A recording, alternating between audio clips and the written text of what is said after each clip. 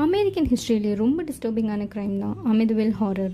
Ronald diffuse junior ராத்திரி 3 மணிக்கு அவனோட ரூம்லேருந்து எந்திரிச்சு வந்து கையில் இருக்க துப்பாக்கி எல்லாமே ஃபேமிலி மெம்பர்ஸ் ஒவ்வொருத்தரையாக சுட்டு கொண்டுட்டான். இது எதுவுமே தெரியாத மாதிரி போலீஸ்லேயும் கம்ப்ளைண்ட் கொடுத்துருக்கான். ஆனால் லேட்டராக போலீஸோட இன்வெஸ்டிகேஷனில் மாட்டிக்கிட்டான். கொஞ்ச நாளுக்கு அப்புறம் ஒரு புது ஃபேமிலி அந்த வீட்டுக்கு கூடி வந்திருக்காங்க.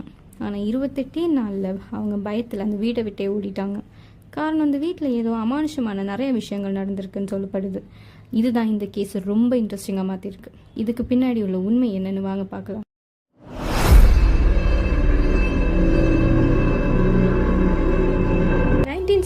வருஷத்தில் வாழ்ந்த டிஃபியூஸ் ஃபேமிலியை பற்றி தான் நாம் இன்னைக்கு பார்க்க போகிறோம். டிஃபியூஸ் ஃபேமிலி வந்து ரொம்ப ரெஸ்பெக்ட்ஃபுல்லான இட்டாலியன் அமெரிக்கன் ஃபேமிலி. டிஃபியூஸ் ஃபேமிலியில் மொத்தம் 6 பேர். டொனால்ட் சீனியர் ரொம்ப சக்ஸஸ்ஃபுல்லான கார் டீலர்ஷிப் மேனேஜர். லூயிஸ் வந்து ஹவுஸ் ஒய்ஃப். அவங்களுக்கு மகனாக பிறந்தது தான் ரொனால்டு புச் டிஃபியூஸ் ஜூனியர். இவனுக்கு மொத்தம் 2 தம்பி 2 தங்கச்சி. அவனோட தம்பி மார்க்குக்கு 11 வயசும் அவனோட தம்பி மேத்யூக்கு 9 வயசும் ஆகுது.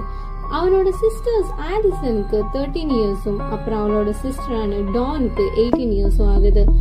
புச்சோட கேரக்டர் பார்த்தோன்னா எப்பவுமே எல்லாருக்குமே ட்ரபிள் கொடுத்துக்கிட்டே இருப்பான். அது மட்டும் இல்லாமல் அவன் எப்பவுமே ட்ரக்ஸ் யூஸ் பண்ணிக்கிட்டே இருந்திருக்கான். இது எதனால அவனோட ஃபாதரோட எப்பவுமே சண்டை போட்டு இருந்திருக்கான். சம்டைம்ஸ் இந்த சண்டை பிசிக்கலாவுமே நடந்திருக்கு. இதே மாதிரி தான் அன்னைக்கு ஒரு நாள் 6:30 மணிக்கு புச் அவனோட ஸ்ட்ரீட்டு கீழே உள்ள ஹென்ரிஸ் பார்க்கு போய் கத்தி கூச்சம் போட்டிருக்கான். யாராச்சும் வாங்கலே, என் அப்பா அம்மாவை சுட்டு கொன்னுட்டாங்க அப்படின்னு சொல்லியிருக்கான்.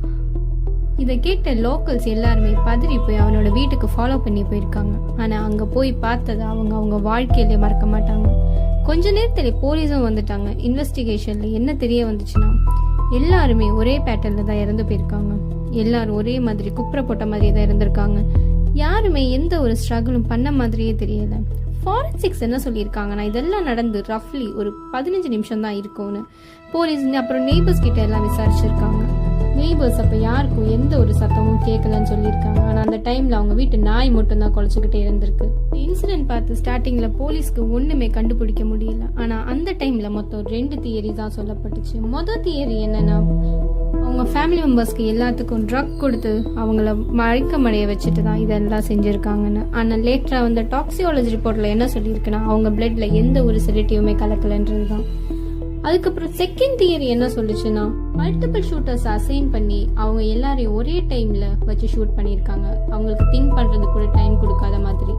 ஆனால் போலீஸ்க்கு சந்தேகம் எல்லாமே டிஃபியூஸ் பக்கம் தான் திரும்பிச்சு. ஸ்டார்டிங்ல அவன் என்ன சொன்னானா, இதெல்லாம் பண்ணது லூயிஸ் ஃபெலிலின்ற ஒருத்தவன் தான் பண்ணதுன்னு. அந்த இன்சிடென்ட் நடந்த டைம்ல அவன் வீட்டிலே இல்லைன்னு.